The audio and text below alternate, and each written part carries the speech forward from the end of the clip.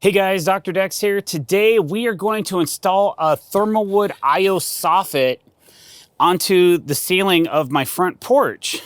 We have recently painted our house black, and Kiki wants us to put a little bit of an accent, kind of like what we did on the inside of the house. So when you first come up, there's a nice soffit on the inside of the ceiling of our front porch instead of it all being super dark. So that's a honeydew. I have the time to do it today, and I want to bring you guys along.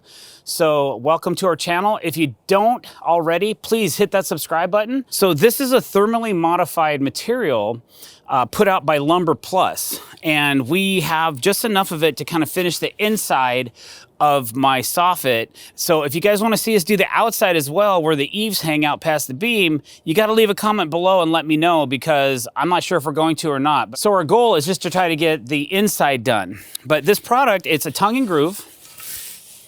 And you've seen us use this before. We use it in different decking applications and things like that. But, you know, we're trying to do some feature walls. If clients want us to do a feature wall out of the product in the fluted products or something like that, they can custom mill these boards to any dimension that you want within reason. So you can always reach out to Lumber Plus and say, hey, I want to do a custom pattern or some certain type of grooves or whatever layout you want on the board, and they can make it for you. This is just a tongue and groove. So what happens is there's four sides, or two sides to it, well, four sides to it.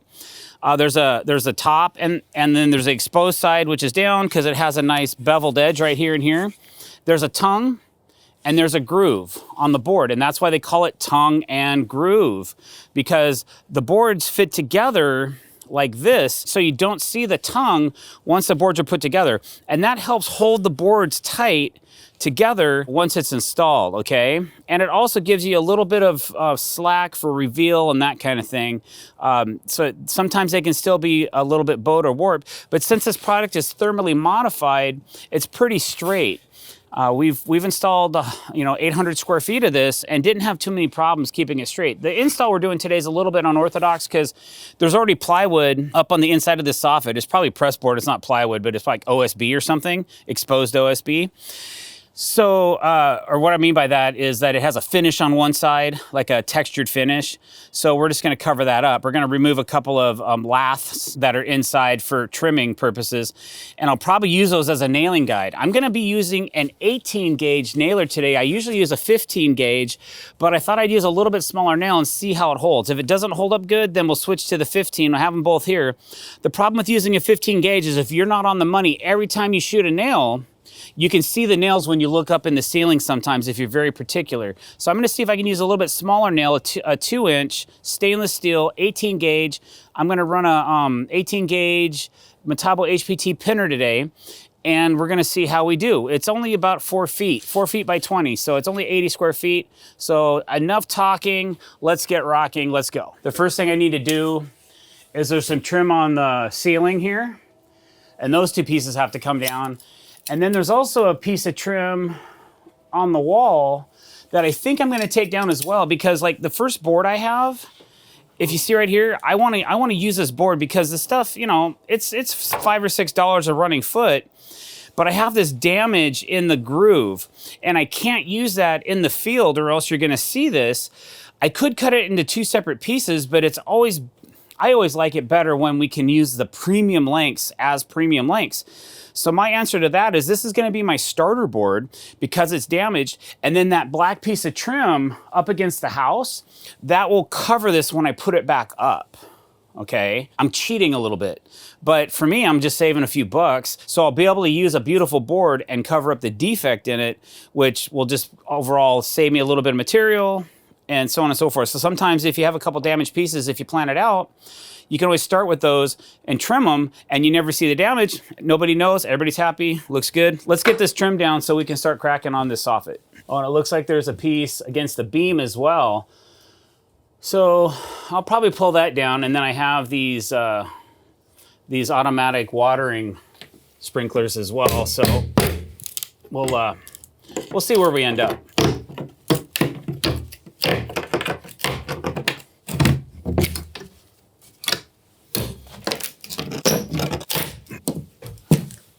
So now comes the trickier part. I don't really want to damage the house or the trim if I can help it. But odds are, well, I might get lucky. I'll take the luck.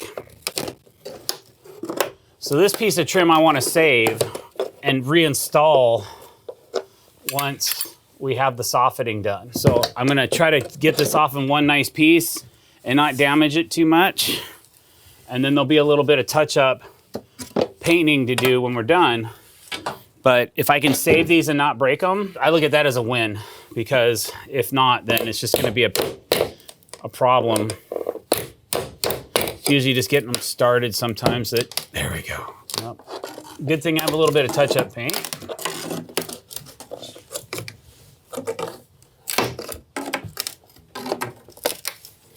And having a plank to walk on, guys, when you're doing this kind of work, it is a lifesaver.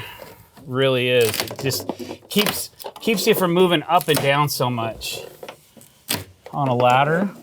As a matter of fact, I kind of need to get one more spot over here, so I'm going to go grab something that I can stand on over here to kind of transfer my weight over. So I'll go grab that.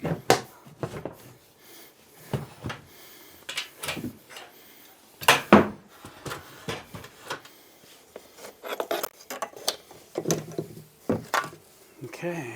All right, so I'm ready to put my first board in. Some of these may have been a board we passed on an original job, or maybe there was a defect in them and like this one had a defect on the groove side. I'm gonna double check the ends and make sure they're square and that they're clean. So as I butt these together, it has a nice cohesive look to it. So I might just square up all my ends. I'm not sure if I'm gonna do all of them, but I'm definitely gonna do some of them because they need it. So that's what I'm doing right now.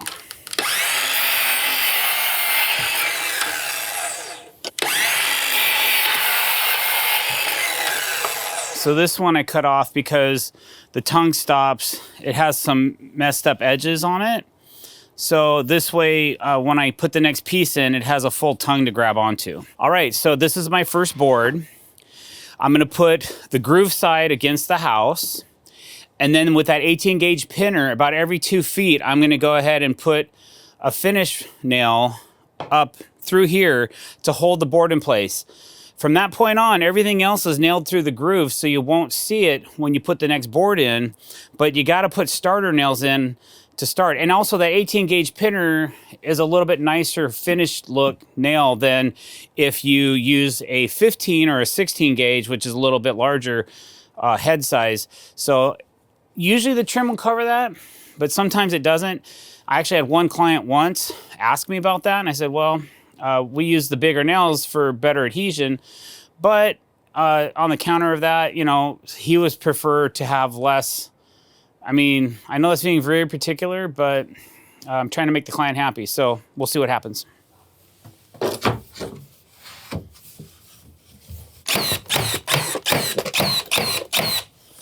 I mean, you really got to look for those nails to see them. I know it's a little bit dark under here, but I think you get the idea. So now that we're pinned in the back, I still have to nail the front of this groove, or the tongue of this board. So what I'm gonna do is I'm gonna put my pin nailer with this right up near the groove, and then it's gonna shoot nails right through the head of this thing, through the groove at an angle, like this. So once the next board goes in, you won't be able to see that nail. I cannot pull that down. That's a pretty good adhesion right there. I'm happy with that. So I'll go about every 2 feet or so. I can even go through and mark the wall just for eyeball sake. I might just do that just to make things a little quicker, so I just know exactly where to nail. This product comes random lengths, so it's not always gonna be 2 feet or like 4, 6, and 8. There's gonna be 5 footers and 7 footers and 9 footers. They could be all oddball lengths sometimes. But there's 2 feet. Obviously, here's 4 feet. I know this is 4 feet right here. So if I always nail here, I know I'm gonna be into a rafter. So that's good. And then we'll go ahead and go 2 feet from there. And I'll just go ahead and mark every 2 feet, just so I know I'm in the neighborhood, and then I know I've got 2 feet right here, or close to it. And then I'll go 2 feet off that line because that's just kind of being a little more accurate. And then I don't have to guess for this entire run. I kind of know where I need to be. So that'll make things go a little bit quicker. I'll finish nailing this up and then we'll get a measurement for our next board. So I already got one there. And then I can just go over here and go, okay, here's my pattern. Boom. And I'm pushing up a little bit on this just to get it fairly snug. If you push too hard, sometimes it can actually create an issue for you. So you don't want to push too hard. And then on the end, if I wanted to, I could do things a couple different ways, but I'm going to actually end up putting a piece of trim over here, an extra one, because this is going to hang down lower than this. So I'll create a custom piece of trim that'll cover all this up when I'm done. Okay, so there's your first board installed. Now we'll cut the other half of this, and then we'll just start putting in a random pattern of different lengths until we get to the inside. You just keep repeating yourself until you're finished. So here we go. I got a piece of trim here I need to take off too.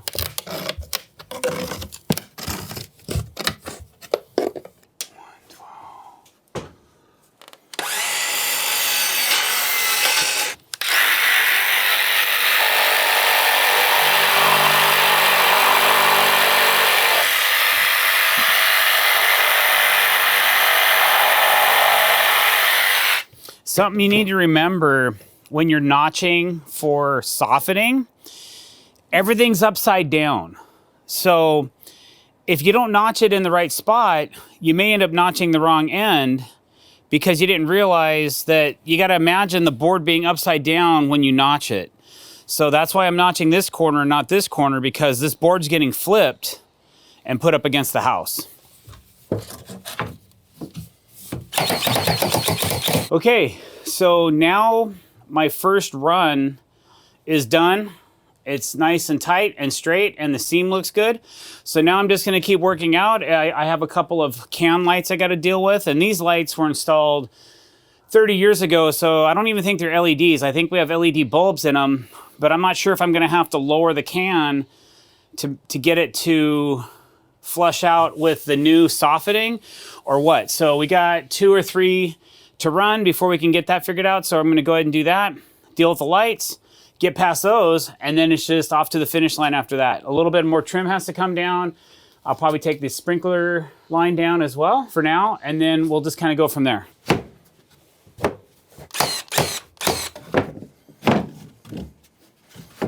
Okay, I had to take my first piece down, or my second piece down, because there was one of the finish nails didn't go in all the way, and I didn't catch it until I was getting ready to put the mate in for the next piece, and it wouldn't line up properly. So I have these little spring-loaded punches that you go like this, and they work pretty good, and they're just a nail punch, and each side has a little bit different size.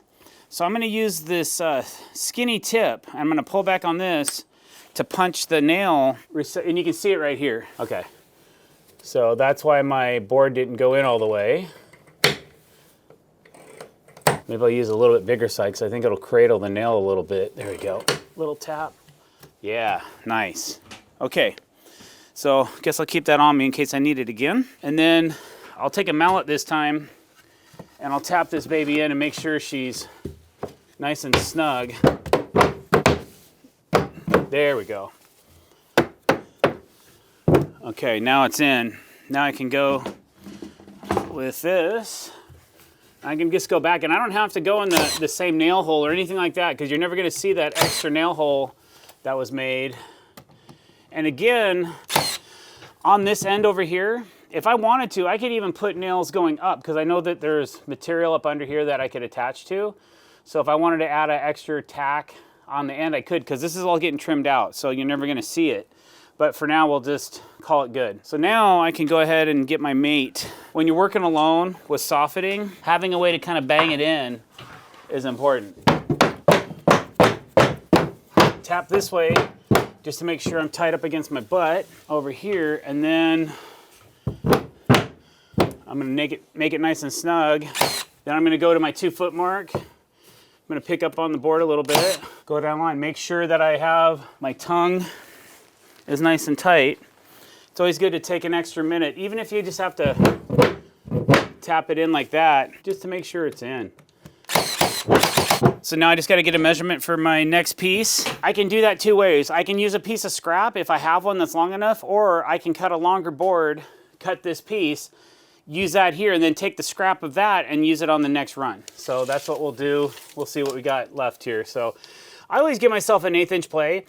So if I have 57.5 inches, I'm gonna cut it at 57 3/8.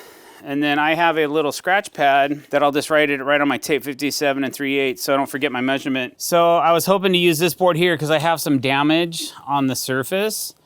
Even though you could probably sand this out, I just would prefer to cut it out, but I'm at 57 3/8. So unfortunately, this could be at the very end, which may not be as noticeable, but I'm gonna go ahead and just choose a different board, and I'll cut one that's like 55 inches, and then I'll just cut this out.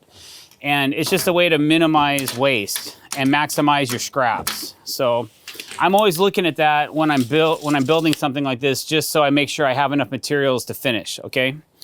All right, enough said, let's get to work.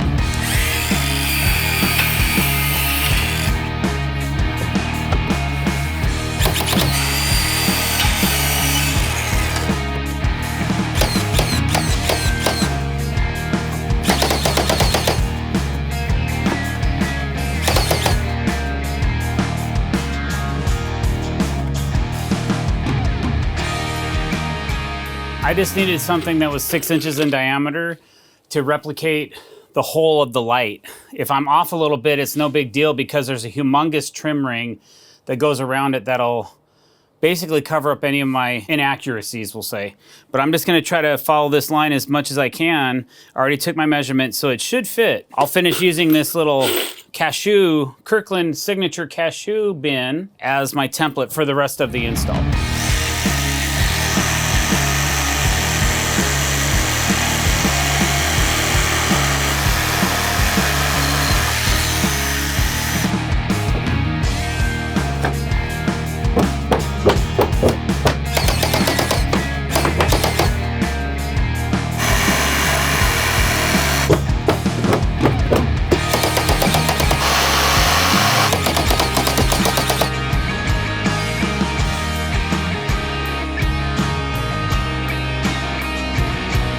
We're down to the last board on our soffit, and I have to rip it down for it to fit. So I'd really like a nice accurate cut instead of just something I do with a skill saw. Even though it's gonna be trimmed out and you'll never know the difference, I will. Just trying to do my due diligence here and at least get a nice rip board. But I'm using an old 10-inch Metabo HPT table saw with a battery that I brought home because it wasn't that great on the job site. So I don't know what to expect. I don't know if I'm gonna get all 20 feet or rip out of it. Then if I don't, I'm gonna have to try and find a power adapter somewhere to plug this thing in. So wish me luck. What was that you say? Thank you so much.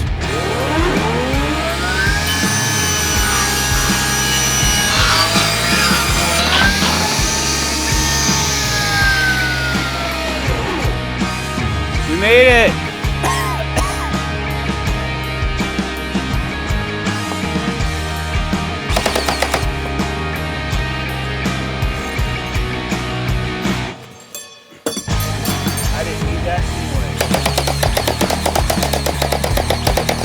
All right, so those are the pieces I didn't break.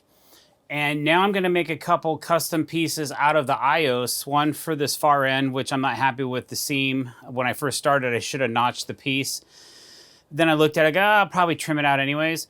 So now I'm to that point, well, if I wouldn't have done that, I wouldn't have to do this, but might as well just make it nice and get it done. So I have to make an end piece of trim and then a piece of trim for the inside of the beam, which just fell apart.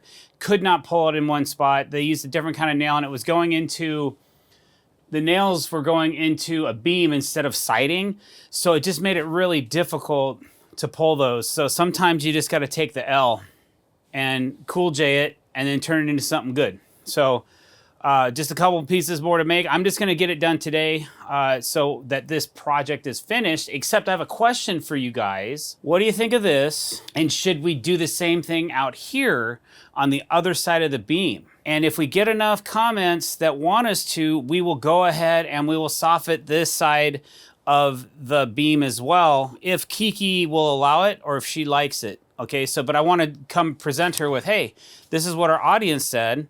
What do you think of this? So definitely comment below. And this is, again, Thermowood iOS softening that's thermally modified. It's authentic, and it's done the right way to make this product last for 25-year warranty.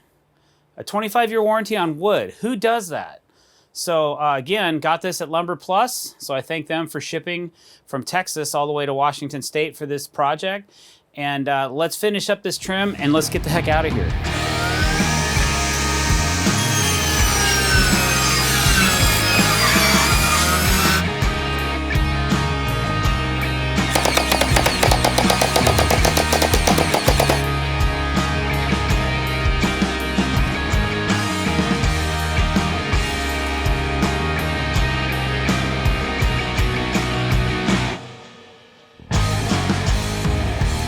All right, guys, there you go. There is your authentic Thermowood iOS soffit, done, trimmed, lights, all of it.